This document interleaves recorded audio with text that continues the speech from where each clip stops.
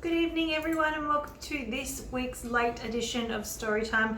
I wish I had a good excuse for why I was late, but I don't, other than the fact that I've just started watching Sons of Anarchy, and I know that I'm like 10 years late to the party, but I've just started watching it. I've smashed through 4 seasons in a week, and Clay hopefully is about to die because he's a horse-faced asshole and I don't like him, so that's what I've been doing. Anyway, just got home from work, thought I'd film this before I go and hopefully see him die. Let's see what we've got in today's agenda. We're running a little bit low, so if there's anything that you want me to talk about, feel free to let me know. On today's edition of Storytime, we're going to be talking about locking my keys in the car. We've all done it. Surely I can't be the only one. I would have lots of stories on this, but probably let's talk about the most recent one.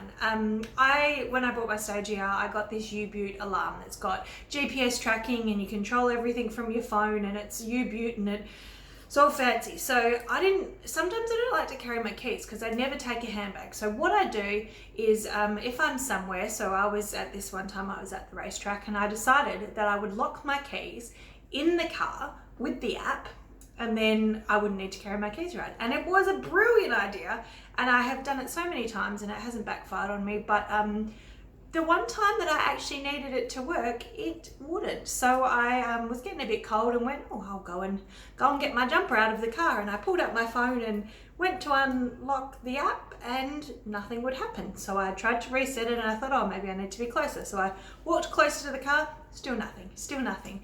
This went on for 3 hours to the point where I was like, oh fuck, I've got to go to work and I can't get into my car to go to work. So I had to borrow someone's car, and it just was one of those nights where whatever could go wrong went wrong. So I went and asked my friend Michael if I could borrow his Volvo to come home and get my spare keys and then drive back to the track to get into my car to get my proper keys so that I could go to work. And when I got to his car wouldn't start because his battery was flat. Fuck, just like it was a comedy of errors. So I ran upstairs to give his keys to my friend Victoria, and she's like, you can take my car.